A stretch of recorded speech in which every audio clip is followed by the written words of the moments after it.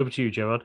Okay, thank you very much. And thank you very much for Sanjay for moderating this part of the discussion as a follow-up of yesterday's discussion. So I will now take over the chair as well as the moderating of the next session. That next session will be on the new developments in supply and use tables and input-output tables. There we will, well, have some presentations about the more advanced supply and use tables, the multi-regional input-output tables, for example.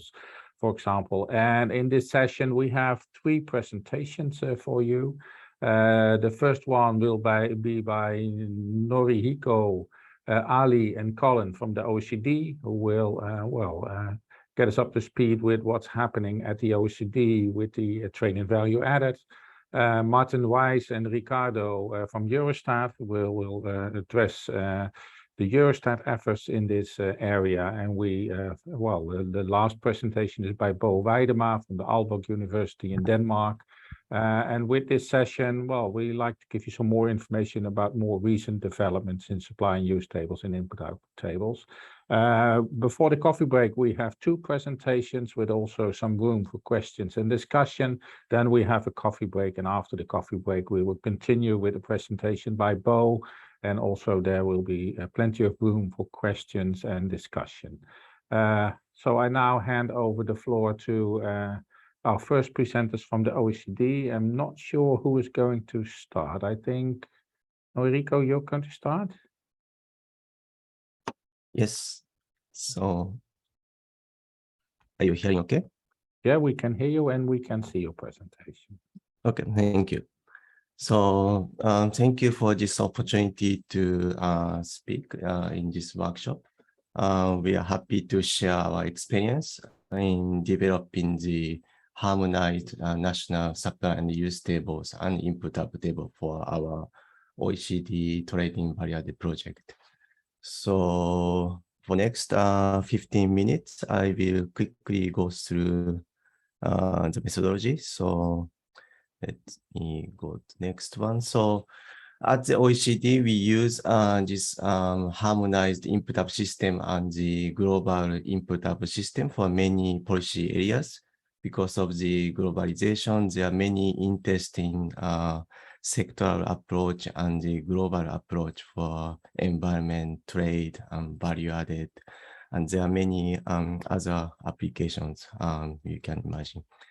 But today we will talk more about the SUTs. So at the moment in this coming months, we will have a 2022 edition of Trading Value Added Database. And we will cover from 1995 to 2020, 45 industries and 76 countries plus rest of the world. So basically we cover a lot of aggregate regions like APEC and EU 27 member countries. So we can have a not just the individual country analysis, but also the regional analysis as well.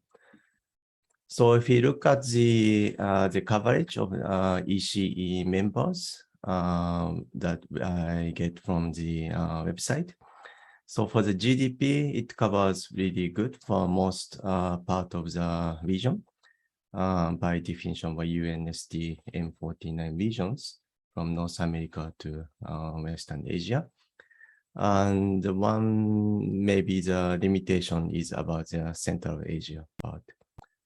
And then in terms of number of countries, members, the coverage is relatively weak for Southern Europe and Central Asia, so and Western Asia. So that these countries, we still need to do more in terms of integrating the countries into our system, which is really good today that we this workshop. We can hear more about national information, which is really useful for us. So before we go into the technical details, we just want to give you the overview of the characteristics of OECD inter-country system. So this is a relatively long term project, and it we started about 10 years ago.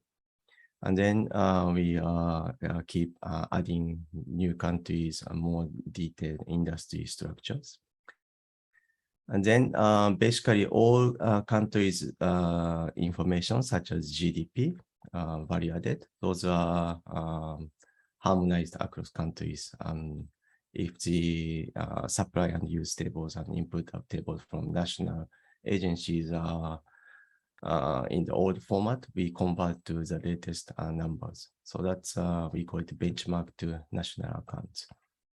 And then we have some technical details like non-resident direct purchases, which is related to tourism activities, included in our system.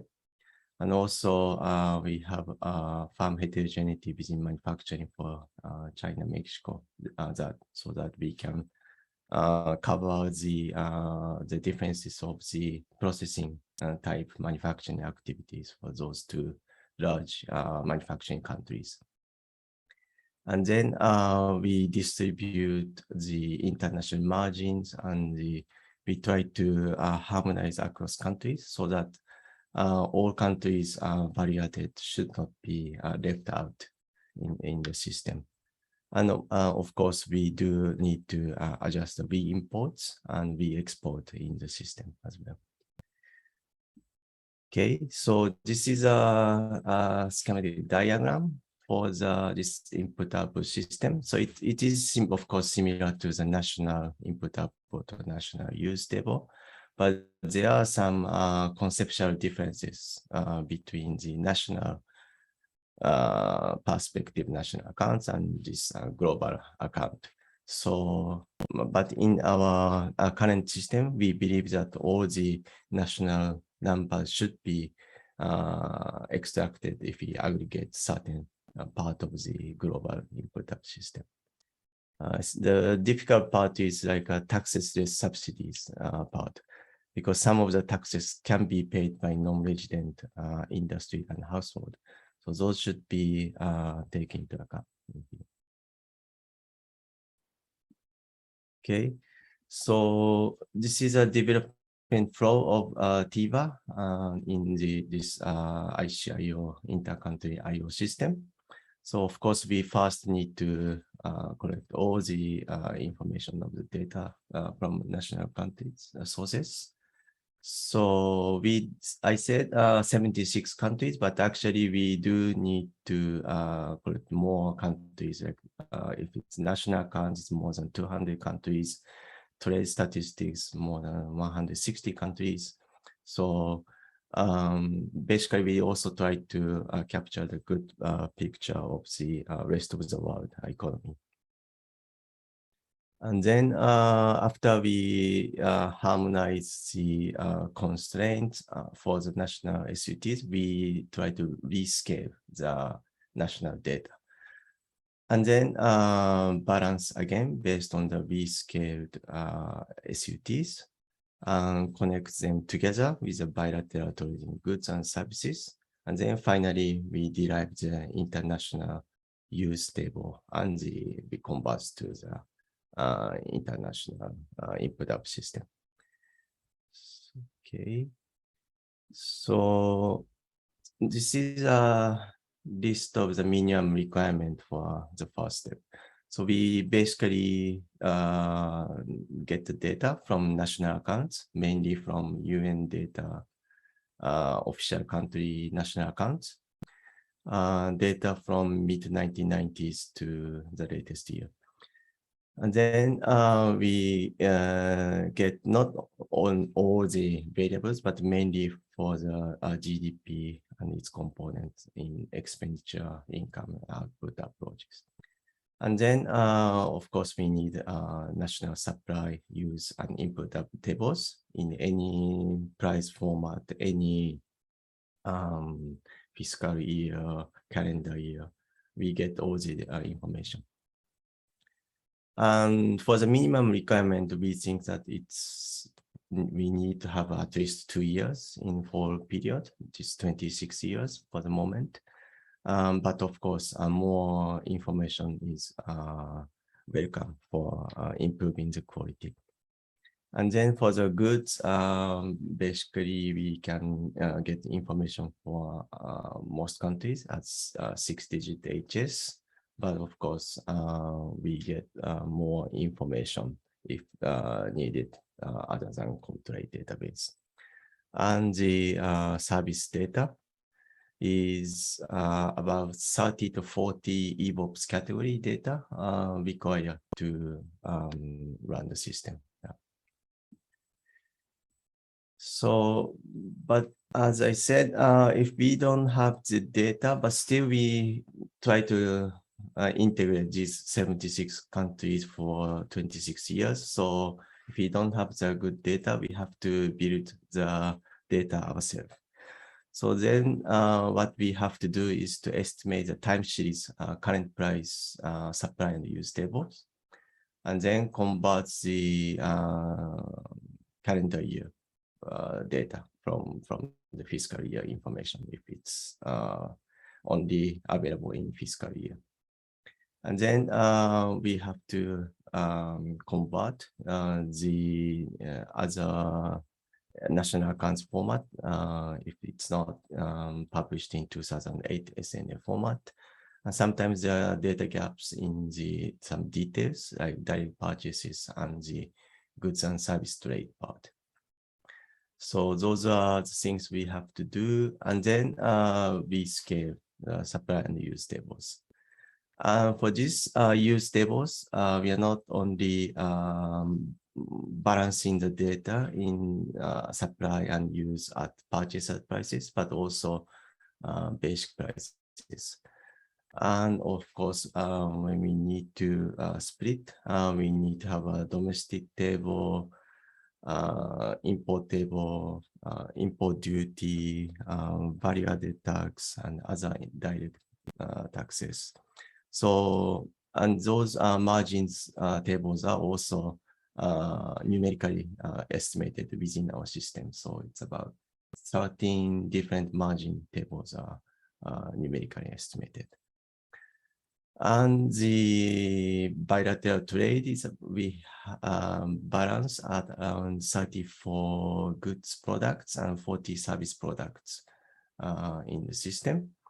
So, and then what we do is to run the outlier detection system. So outliers can be simply the like a confidential data, or basically there are some issues in the original data. But also it is helpful for us to run this system to check the range of the plausible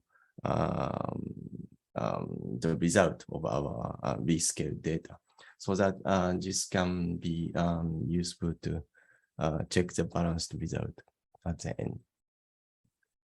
So let's just go quickly to the availability information of the national account.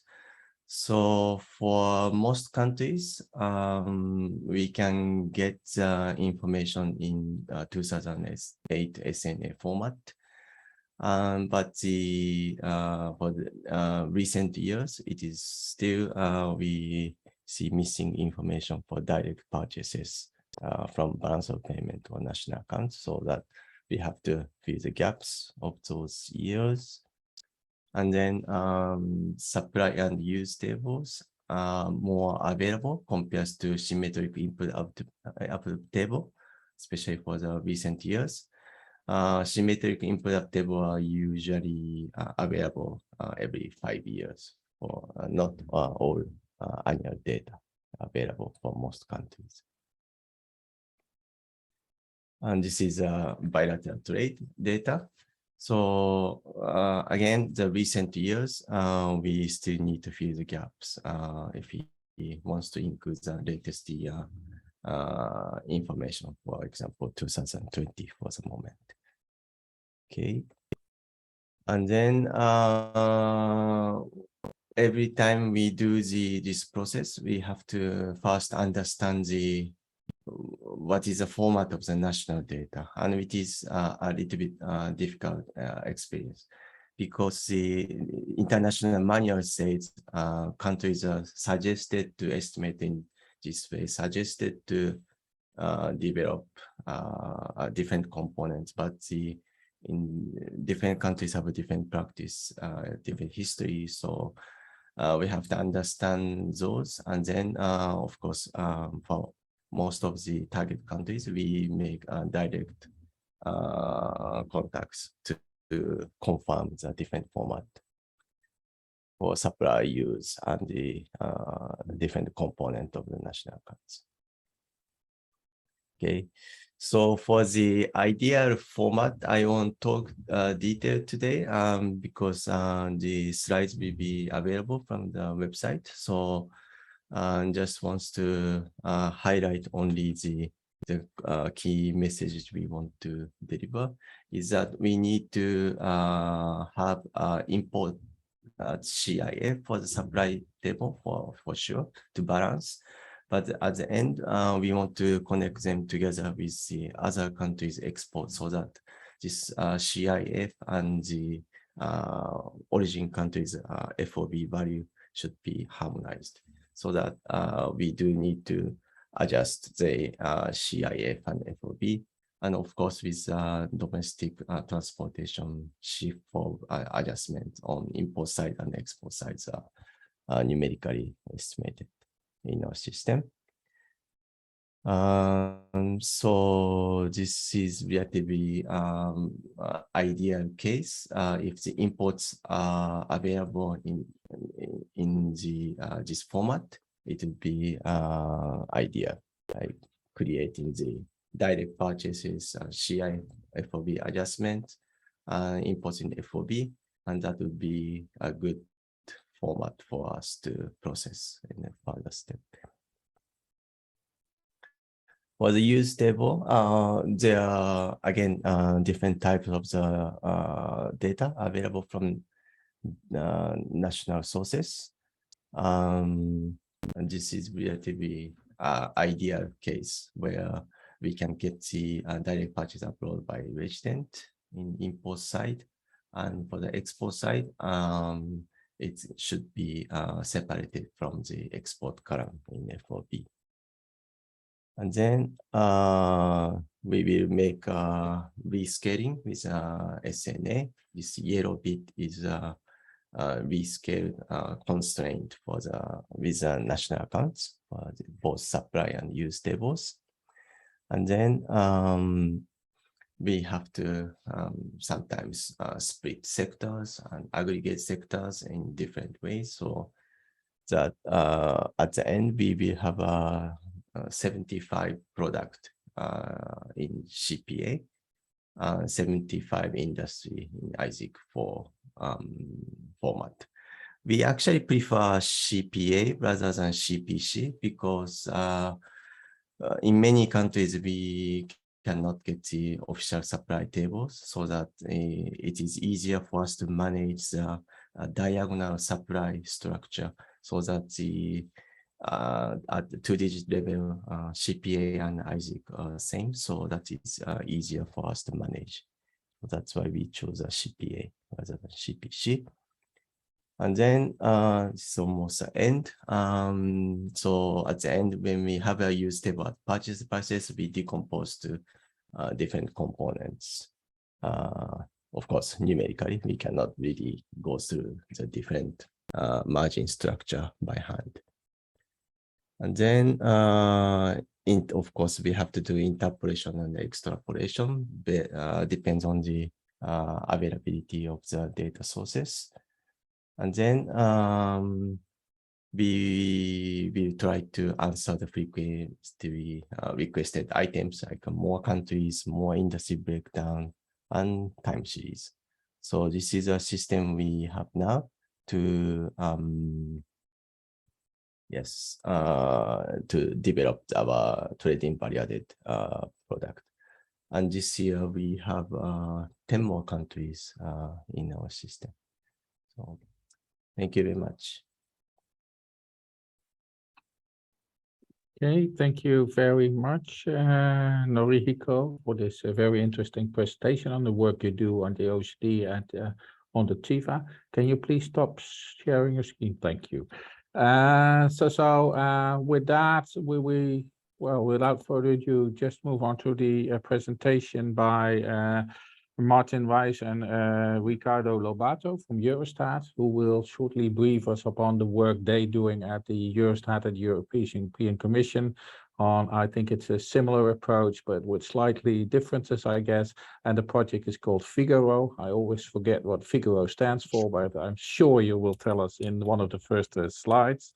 And I think, Martin, you will do the presentation. So the floor is yours. And after the presentation of Martin, there will be plenty of time for questions and discussion. So Martin, the screen's yours. Thank you very much, Charles. I share the screen now. Can you see? Yeah, we can see the screen, but we still have the gray rectangular bar. Yeah. And also one on the second. Right. Yes. Is it better now? Now we can see it. Yeah. Okay. Yeah, good afternoon, colleagues. My name is Martin Weiss. I'm working at Eurostat on supply and use statistics. And yeah, today we would like to give you a little bit a glimpse of our intercountry supply and use table that's called Figaro. Figaro is pretty much a collaboration project between the Statistical Office of the European Union, Eurostat is us, and the Joint Research Center of the European Commission. And today also with us is one of the masterminds of Figaro, José Manuel Rueda Cantuche, was already on screen today. And if there are technical questions on Figaro, of course, we can address them jointly, Eurostat and JRC as well. So the presentation has in principle 3 parts: a short update on the current Figaro edition. Then we would like to dive into one aspect, generating a globally consistent view of national account main aggregates. That's one of the aspirations in the Figaro project. And then have a bit of outlook also in future developments and collaborations. Now, Figaro stands for Full International and Global Accounts for Research and Input-Output Analysis. And Figaro is in principle the name of our intercountry supply use and input-output tables. And these tables are produced by Eurostat since 2021, but they were jointly developed in close collaboration with the Joint Research Center for many years. So we have been collaborating and we will continue to collaborate in the future on Figaro with the colleagues from the Joint Research Center. Having said this, we are producing Figaro now since 2021. In the current edition, we have, we cover the years 2010 to 2020. We have the data available in CSV and Excel formats on our webpage, and plan to update annually the Figaro data, always with the most recent year T-2. So next year, we will then cover as a most recent year 2021 in our data. Now, Figaro started in a kind from our regulatory data production under national accounts. So Eurostat collects for the European member states the supply and use tables, and we publish also these tables on our webpage. And one idea was, yeah, we have the data for Europe available. Why not building a more comprehensive set of intercountry supply and use input-output tables, progressively expanding into the world and in the end capturing the entire global economy. So what we do at the moment, we have the data of 27 EU member states. We also collect supply use data for Norway and Switzerland, who are part of the European statistical system. And we enrich that by own data collections for 16 main trading partners of the European Union. And these trading countries or partners are here marked in a bit darker blue. See North America, 2 South American countries, China, India, Russia, Australia, South Africa, Turkey. Also the UK is of course included. And these countries are explicitly modeled in our database. So we indeed collect supply and use tables. And then we have 160 countries comprising a rest of the world region. So in total for Figaro, we have 45 explicit countries and the rest of the world. And for these countries, we disaggregate transaction for 64 products and industries. And this is more or less in a nutshell what the Figaro tables are about. They are available on our webpage. They can be downloaded for free. And we also publish, next to the raw Figaro data, a few applications. And one we want to show here, we use Figaro, for example, to estimate the number of jobs that are related in the European Union to exports from European Union countries to the rest of the world. And when we do that with an input-output framework, you may know that very well, then we can capture both the direct effect and the indirect effect, and also spillovers across countries. So to have more or less a comprehensive understanding of, in that case, the export and trade-induced job in the Union. And it's for the European Union, some 14%. And similar analysis we do on the CO2 footprint. So we look into the final demand of European consumers and ask what is the amount of CO2 induced by this final demand within the Union, but also elsewhere in the world because of the trade and the transaction relationships between countries. So these are Figaro applications, and this is more or less the data what we publish. A feature of the current Figaro edition is that we try to balance and make globally consistent the national account main aggregates. So to have one consistent picture of the global economy for a given point in time for the specific years. And if you attempt to do that, you run into all kinds of problems and challenges. And part of these challenges were already addressed in the previous presentation on the TIVA data. We face exactly the same challenges, issues related to coverage, related to the vintages of data that are available or need to be estimated, issues related to the balancing of world trade so that at global scale, exports and imports match each other. You find then questions of granularity, because the further you go down into the details, the less accurate or the less inconsistent data become from different sources, and you have a need to reconcile the data and balance them out to make them consistent.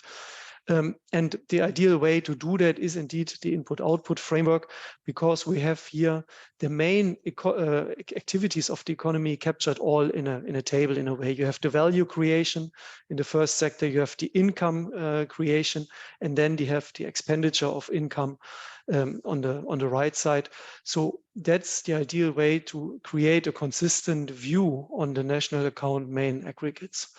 And before talking about how we do that in Figaro a bit, let's have a look a little bit at the world economy. And if we go very far distant from the world, we can think of gross domestic product by countries.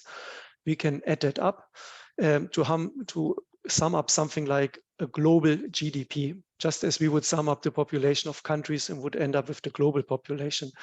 And this is reasonably okay. There are already data gaps there, but suppose we can do that, things are getting a little bit more complicated if we look into the components of GDP.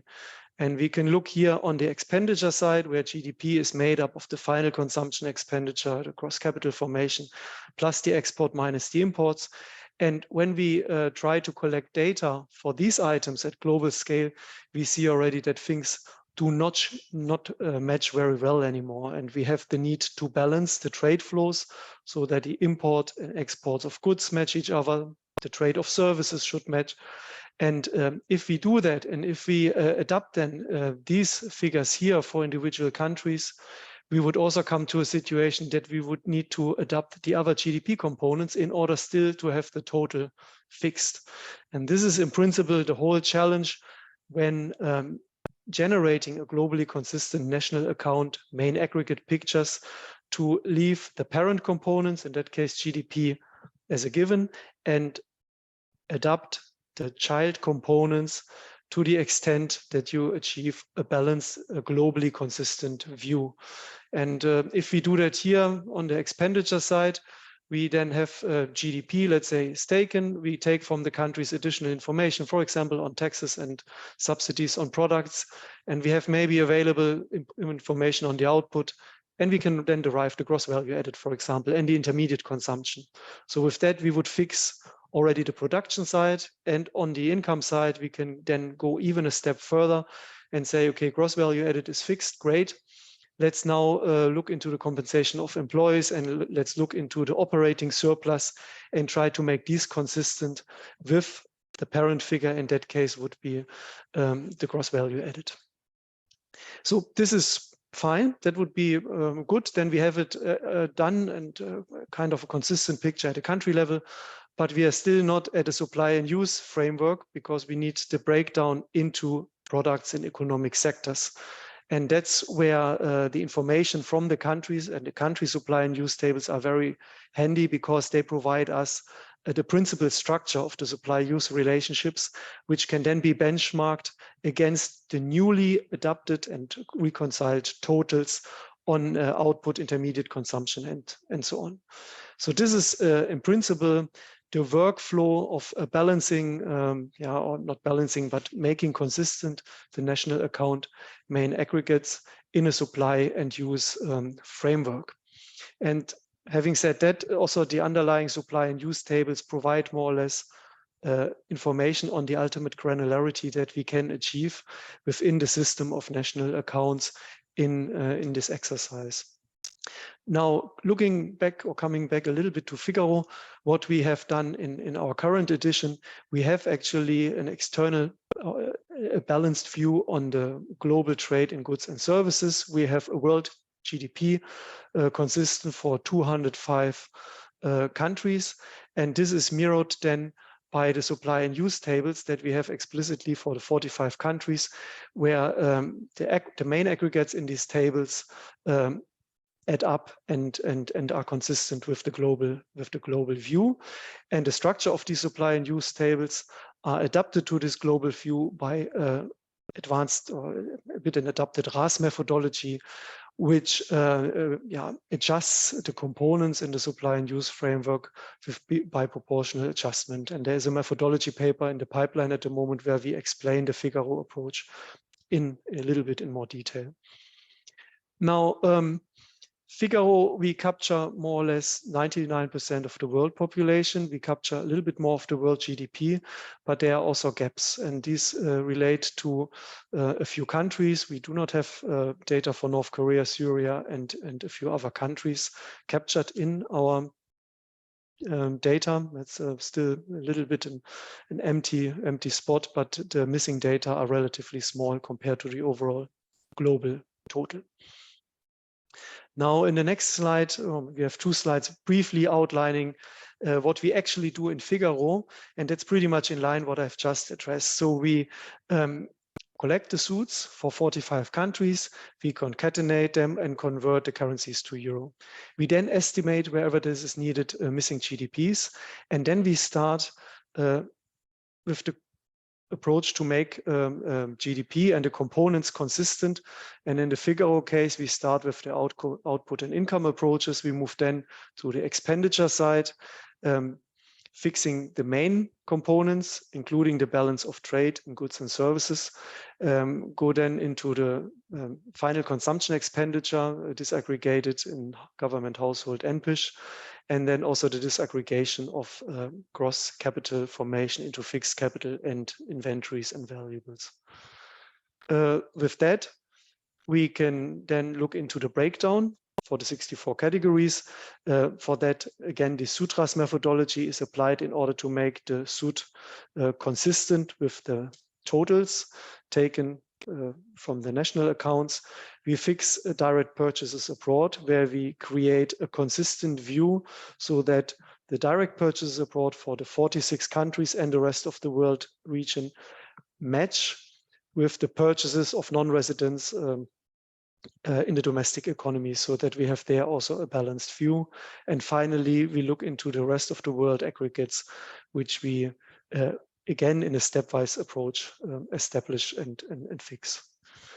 Now, for Figaro, looking again into the total GDP, we do not have all the data available. We said that we cover 99.8% of the GDP.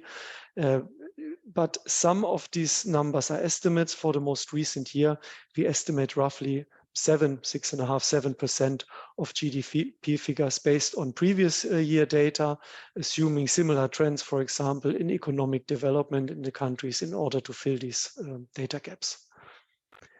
Then For the breakdown into the 64 categories, in our supply and use tables, we use the NACE classification and CPA.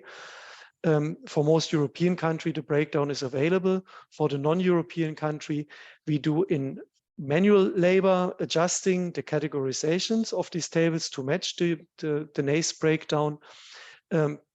Where data are missing, we use the previous year structure of SUTs, and we sutras them against the most recent national account data. And whenever really data are confidential and structures are not available, we would in principle then replace data by EU averages if really no other means are available. For the direct purchases abroad, I briefly mentioned that we have a balanced world balance of direct purchases abroad. And there we also go into EBOPs and look into trade and services data in order to approximate wherever data are not directly available, but at least for the European economy and also for most of the other 45 countries, the data to some extent are available or can be readily estimated. Finally, the rest of the world, maybe in a nutshell, the challenge here is the following, that if we would like to establish GDP figures and then also the component consistently, we need to correct trade between the countries that are part of the rest of the world. So what we do here is we start on a matrix where we have 205 by 205 countries, the trade, and we zero out the trade between countries that are in the rest of the world categories. And with that, we have then the total trade of the rest of the world to the 45 explicitly modeled countries. This trade is then made consistent with a RAS approach with the exports and imports from national accounts. And in that way, we gradually build the data for this rest of the world region. And in a result, we have then for these 46 economies, 45 SUT models plus the rest of the world, fully consistent GDP according to the three approaches, disaggregated by 64 categories. The world trade is balanced, and also the direct purchases abroad are balanced across the world. So this is a little bit in a nutshell what we are doing in Figaro. And a change of this year compared to the previous year is that we do the adjustment of supply and use tables on a country by country basis. So we take the consistent national account data, we adjust the supply and use tables of the countries, and then we compile all together into entire total framework, and that significantly improves the compilation time. We save time, and we have also better control of the content of the supply use matrices for the individual countries. So this is in a nutshell what we do in Figaro and how we try to achieve a global consistent picture on the national account main aggregates. But we are aware that Figaro is just one initiative out of several. And the question is, how can we join efforts, integrate maybe our approaches in achieving more consistency, and create, if not a consistent output, but at least a consistent sort of tables and elements that we all can use for our data, so that we share among each other as much as possible a common database that we then use for our analytical purposes and for our intercountry supply and use tables. The challenges on our side, and I would also, I think, on other players, would be the coordination of work, the distribution, and also the availability of resources to take this endeavor on. And with that, that's the end of the presentation. Thank you very much. Final slide, the links to our Figaro data. Thank you. Back to you, Gerhard. Okay, thank you very much, Martin, for this very interesting presentation. I think, as well as the previous one, it shows that this is really advanced and high technological, compiling and use of supply and use table and input-output technology. I'm looking at the chat. I do not see any questions yet, but if you have a question, please raise your hand or put it in the chat. That can also be done in Russian, then it will be translated. But until I see a question, perhaps I have two questions for the both of you. As I understood your methodology well, you also have to use a lot of assumptions because, for example, trade data is not consistent, well, you have to estimate GDP, like you said, but can you say something about the reliability of the tables?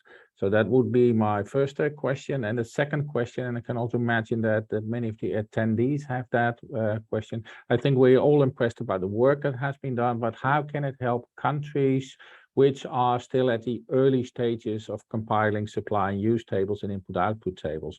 What lessons can we learn from the work you're doing? So the more advanced work, what can they learn from this work? And how can they perhaps use the results from the research you're doing? Can that help the countries who are at a less advanced level? So I think that's the question for the both of you. Not sure who wants to start.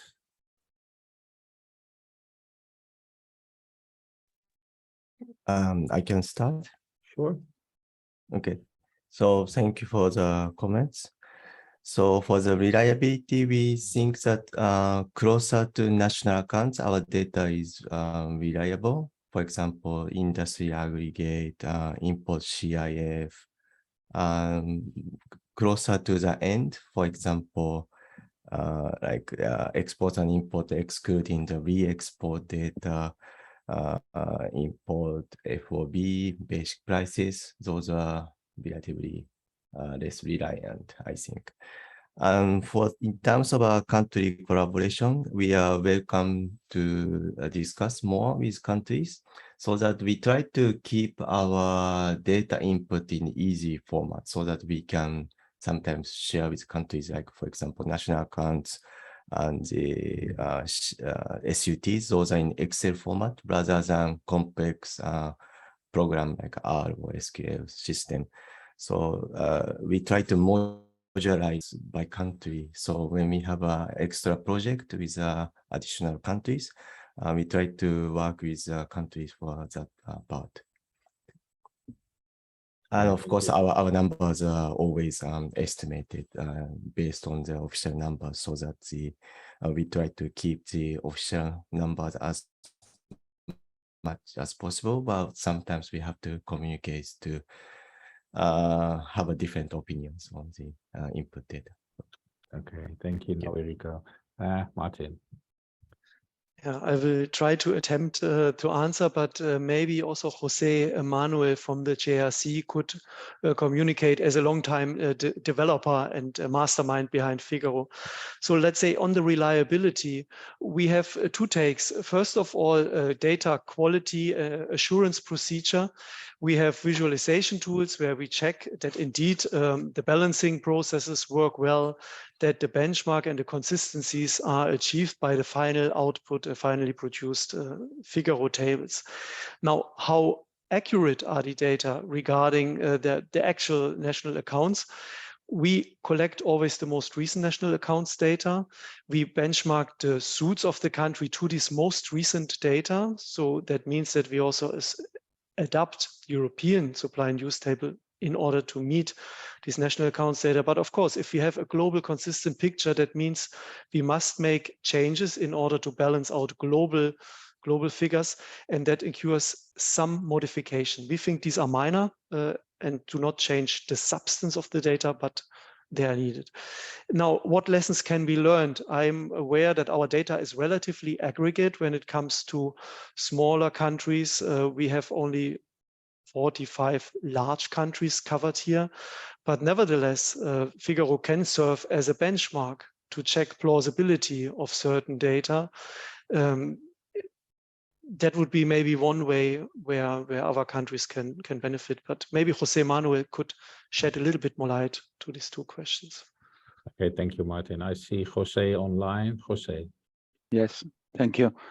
In terms of reliability, my comment would be related not maybe to national accounts main aggregates, but somewhat what is inside the tables. I mean, how much is how much of the total output is domestically sold or exported? I mean, that's one issue that could make a difference between an inter-country input-output table where it has been built up on the official supply news tables at basic prices with the separation between domestic and import uses, and another one which has taken a previous year supply news tables or even supply news tables at purchase prices.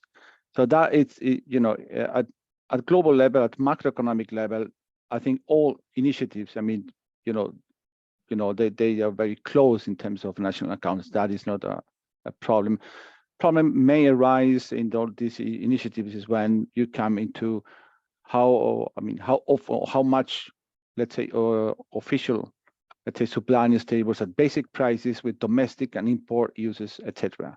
I mean, each one is used, but that's why we claim. I mean, we push forward a collaborative initiative where, for example, the Figaro, you know, stands for European countries or take over European countries. Maybe OECD takes over some non-European countries, even ECLAC, Asian Development Bank. I mean, there are different initiatives in the OECD expert group on regional global TIVA that we hope slowly, but you know, steadily to start collaborating and distributing a bit more that kind of work.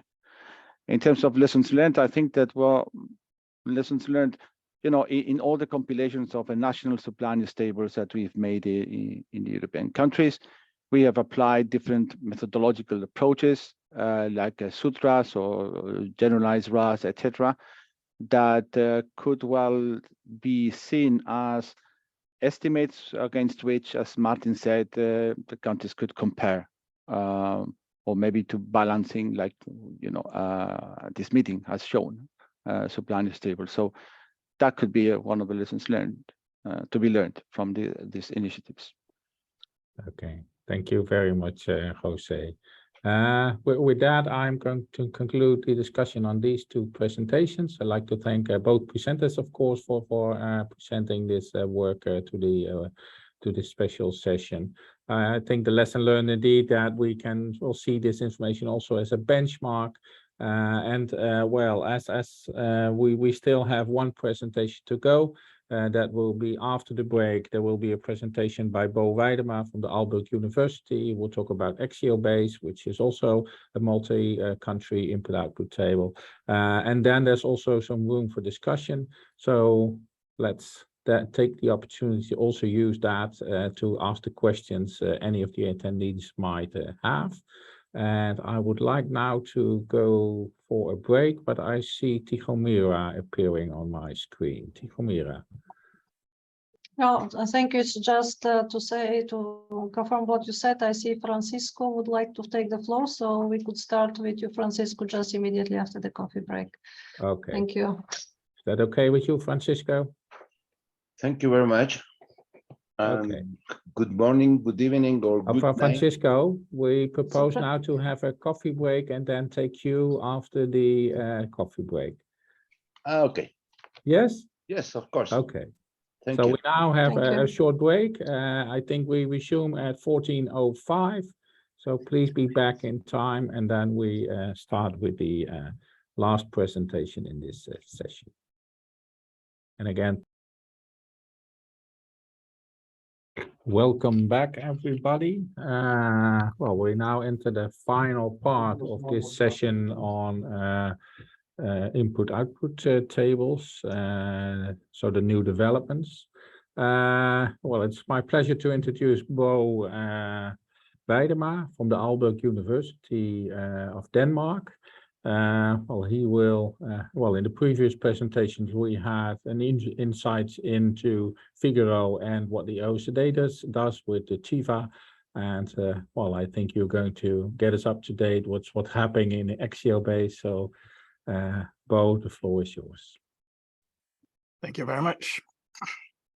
And thanks for the invitation to talk about this project, which we have called Getting the Data Right. I think you should see my screen now. Yeah, we can see your screen. The project is about updating and extending the Axiobase hybrid multi-regional input-output database. So it's building on what is already done for many years.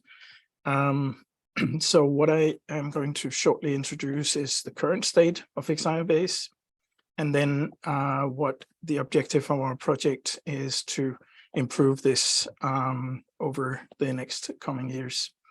I'm going to talk about which added value that we hope to provide relative to the existing multi-regional input-output tables, and our strategy for long-term integration. So what is XIOBase? It's a global, detailed, multi-regional, environmentally extended supply use table and input-output table. So the focus is on the extensions in terms of emissions and natural resource extractions. So combining the traditional supply use tables with estimates for these more physical and external flows. It's used for analysis of environmental impacts associated with the final consumption of products. And in that sense, it's an application for policymaking or for decision support in general. It's one of the most extensive environmentally extended multi-regional input-output tables worldwide. The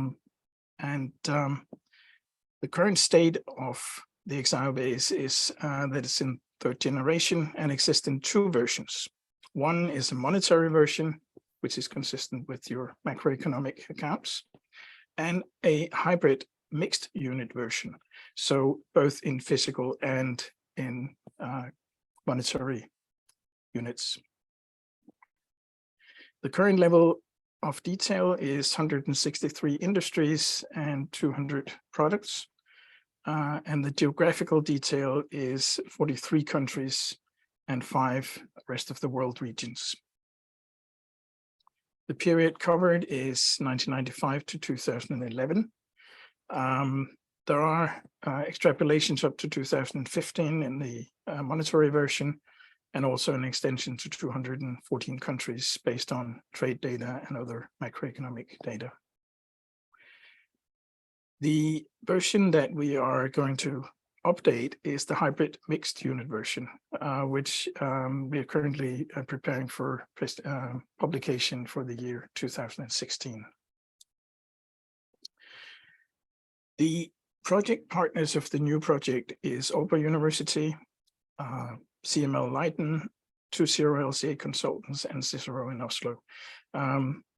CML and 20 has been members of the old consortium, but the money for the new project was given to Aalborg University, and that's why we basically changed the consortium a bit.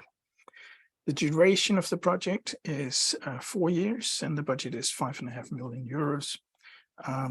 We have about 3 years left of the project now.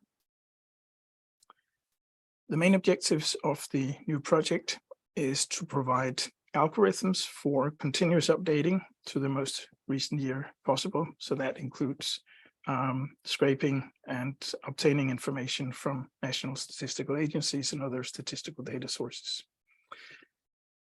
Increased geographical resolution, so more countries and even sub-country level. Increasing the product and activity detail. And here we aim for a flexible level of aggregation. So different countries will have different detail in terms of industries and products. We intend to enhance the scope of the previous model by including detailed household production and consumption patterns, and also to quantify uncertainties. Finally, the whole thing is going to be embedded in an independent organization, which we have called Bonsai, to ensure permanent maintenance after the project ends. This name is chosen because XIOBase is actually owned by the previous consortium of researchers, so we had to find a new name for the output from this project.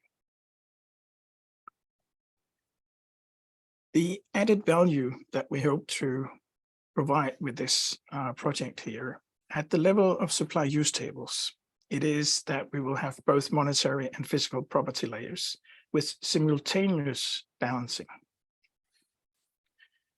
We will have higher product and activity details based on the national supply use tables, but with adding other statistical data and also partly based on engineering models. So the physical part will form, you would say, an important basis for going into more detail. There will be a high flexibility in terms of aggregation levels in all dimensions, including both stocks and flows, and including details on household consumption patterns and unpaid production. There will be an option to parameterize flows to make modeling as transparent, flexible, and reusable as possible. Automated validation and plausibility checks to identify possible errors, and software support to facilitate manual review procedures. At the level of the input-output tables, our aim is to follow cause and effect as closely as possible, which of course puts very strict requirements on how we convert the supply use tables to input-output tables. And there, the core of this transformation is to use an extended version of Stone's byproduct technology model and consequential market modeling. Now, the market modeling starts with making, as an alternative to the valuation matrices, market activities. So how should you understand this? You should understand it basically as having, in parallel to the industries as activities, we also have markets as activities. That means that we're maintaining the supply table in basic prices and the use tables in purchases prices. And then we have markets that take the output from the industries and take them into the use table of the markets in basic prices. And the output from the markets will then be in purchase prices, just like the output of the valuation tables, you could say. And then this output will then be an input to the use table in purchases prices. Now, this is done to enable a smooth transition from the accounting of the supply use tables to what you could call a consequential input-output model that ensures that the input-output model's results reflect the effect of marginal changes as relevant for decision-making. So in contrast to the supply use tables, which are an accounting perspective that adds up to 100% and therefore represents, you could say, an average approach, the consequential input-output models is a marginal approach that actually is made with the intention of supporting decision-making, where you are saying what will happen if you're changing your output with a unit, and then looking at the consequences throughout the system. We ensure the consistency in this way of both mass and economic balances at the same time, also by using the generalized byproduct technology construct. So we basically, like we saw in the presentation from Mexico, we see the we're moving the byproducts to the place where they belong in terms of a cause-effect relationship. In general, we also add value by providing open access to the data as much as possible, and to provide all our source code as open source code. Our aim is for transparency in the documentation of each single data point in terms of provenance and calculations, so that you can trace back to the raw data to that extent that the raw data is actually something that we can share. Reproducible query results is also, of course, an important thing for the end users of this. For the long term, our hope is to avoid duplication of efforts. So therefore, it would not make sense if we start redoing what OECD and Figaro has already done. Rather, we want to reuse as much as possible and cooperate as much as possible with other initiatives and add to that. Seeking also to minimize the burden on national statistical offices.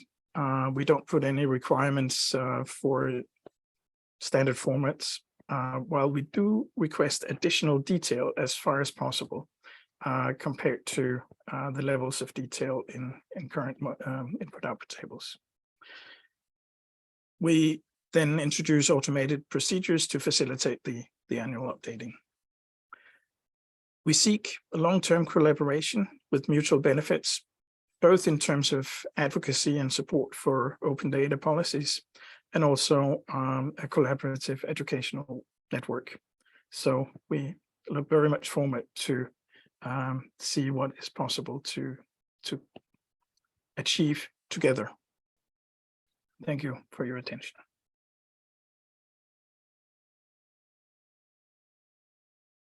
Okay, thank you very much, Bo, for this very interesting presentation. What I really like is that you also aim to have all the source code and the data freely available, so in the public space. I think that's very important for projects like this. Let's see if there are any questions, but first I hand over the floor to Francisco from Mexico, who had a, well, still pending question. So Francisco. Thank you very much, Gerard. Well, I have a lot of questions, but I will try to give some points. One is in relation with the OECD presentation and Figaro presentation, and the presentation that was a very clear presentation. Thank you very much. But from the side of balancing, and of course, right now with the view of the pandemic effect, many things are very tricky issues, for example. And let me know if you have some insights in relation with the transactions for balancing the trade international services in a specific for the merchanting. That is one thing, the merchanting, that in some cases the margins becomes part of the valuation and is another tricky balancing. And of course, there are two parts in merchanting, the margins and the trade of goods. The other is in relation with the digital trade services. And of course, another thing from the view of global transactions is the factorial. So I know that these very big problems, but I don't know if you have some insights in relation with this kind of probably adjusted asymmetries in this kind of transaction or in these kinds of topics. And on the other hand, to the Denmark presentation, well, of course, is in relation with the extended and supply and use table according with the environmental issues. Could you tell me which kind of thematic are you talking about in relation with these environmental issues? And this is one thing, because in some cases we have to look the depletion or degradation of the natural capital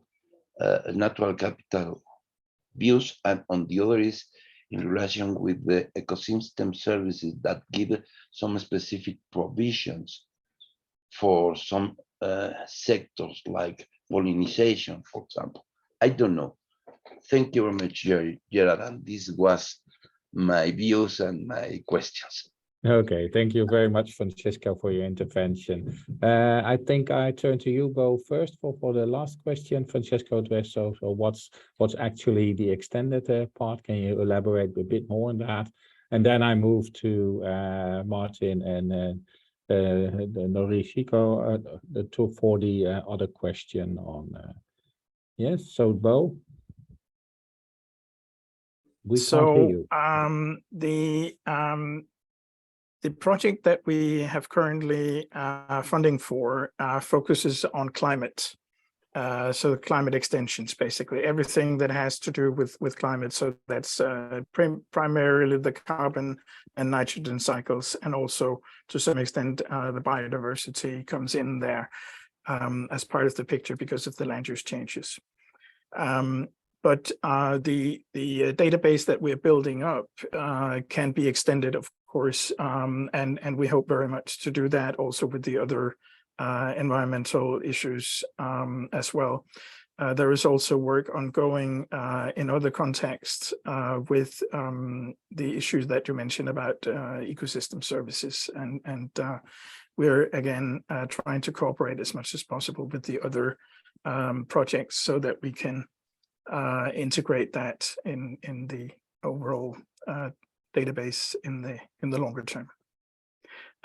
Over to my colleagues on the trade issue. Okay, Norihiko, I see you on screen. Yes, so thank you for the comments. For the 2020 data, of course, this is still preliminary data, even we try to publish this year. Fortunately, larger countries, we have the supply use or input-output table for 2020, so that we can clearly see that there was a big jump in, for example, direct purchases of the countries, and also sometimes we see the jumps in the supply chain related trade cost. And I think so we have to apply like a cap for non-available countries. And for the merchanting, when we look at the data from the national SUTs, I feel a bit pessimistic because we can usually only get the information from net export only or nothing. But if you look at the balance of payment database, it is sometimes it's really good and also not so bad to use that information to start for the international balancing of the this part of the TBAC. And the issue is mainly in the non-OECD countries. They usually do not have the information trading services by partner.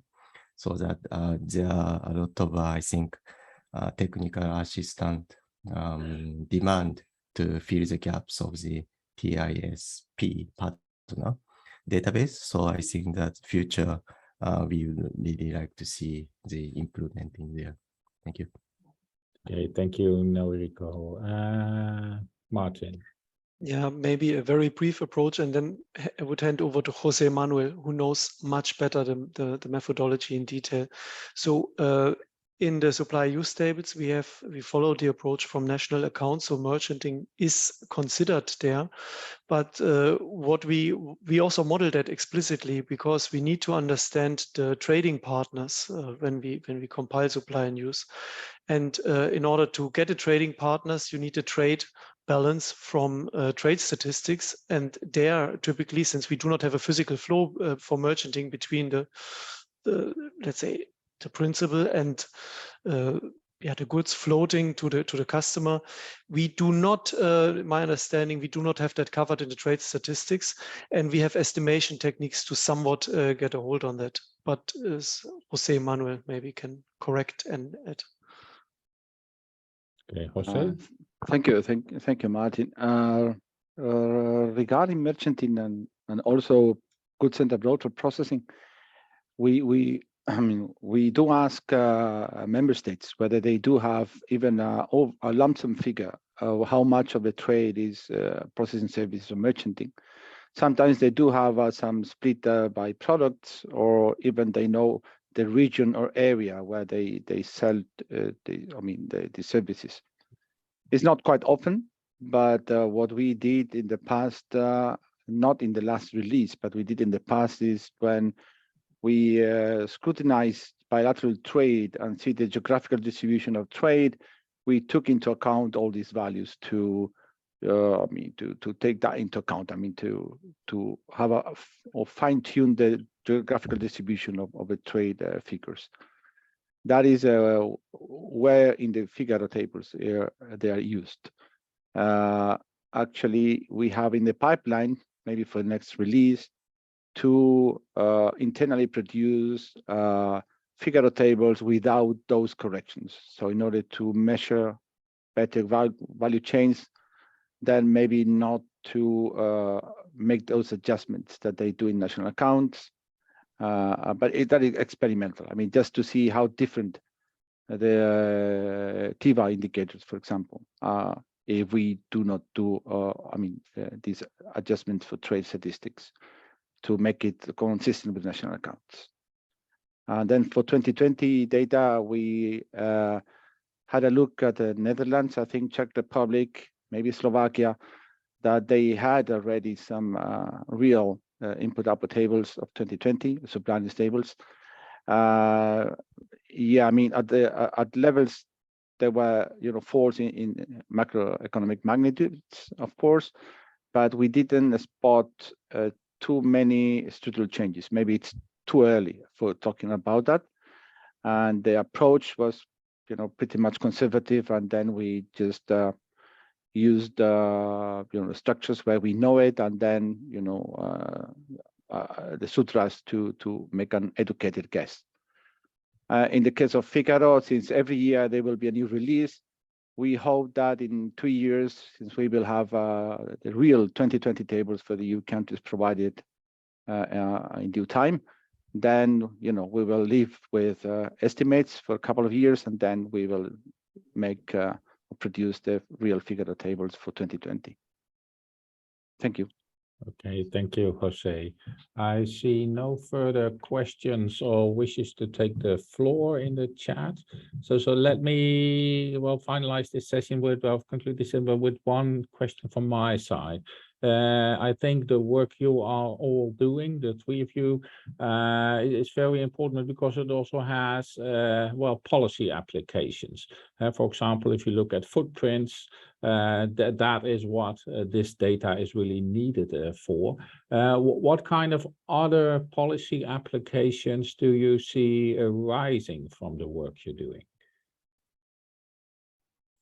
Bo, well, some of the ongoing deliberations in the European Commission is if we can use these kind of data for labeling. But that, of course, requires a very high level of disaggregation.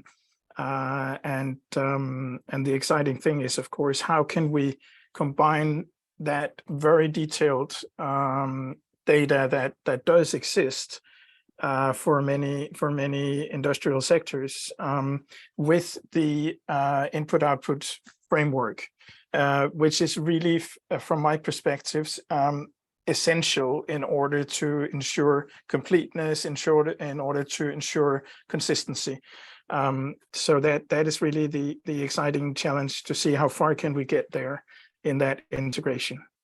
Okay, and by labeling you imply what are green activities, what are activities who are sustainable, etc. For example, climate labels on food products, whatever. Yeah, things like that. Okay, great, thanks. Norihiko or Martin? Yes, as I mentioned in my first slide, there are many policy areas we are working on, but recently we are more engaged in so-called sustainable development goals related indicators, such as the gender issues, child labor, and those employment perspective is increasingly used in terms of, in addition to the climate change issues. So. Okay, thank you, Martin. Yeah, from our side as data providers, we have maybe three things at the moment on the table. First is the CO2 emissions. We look into ways to expand from CO2 to greenhouse gases, maybe, to have a more comprehensive coverage there. Then, of course, disruptions and changes in the global supply value chains and supply and use chains. And what we are currently working on also with Jose Manuel is to extend our tables to establish an experimental satellite account for the space economy. So this is not a policy direct implication, but it is an application to single out the economic effects of a specific economic activity and sector. Maybe Jose would like to add much more at the policy front than us. Yes, thank you. A couple of additional activities. One is the also experimental Figaro tables in previous year prices that we will develop with a view to productivity analysis in the future. And a second is about resilience indicators with respect to globalization, like vulnerability or dependent indicators based on trading value added, trading employment, and these related indicators. I mean, this is what we will support the Commission in the short run. Okay, thank you. And I think to conclude that, I think that really shows the value added of the work we're doing in this area.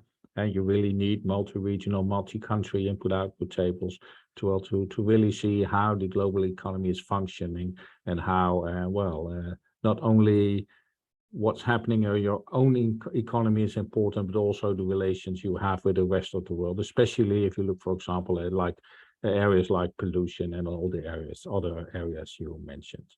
With that, I'm now going to close this session. So I'd like to thank Norihiko, Martin, Jose, and Bo for their contributions to this session. And then we move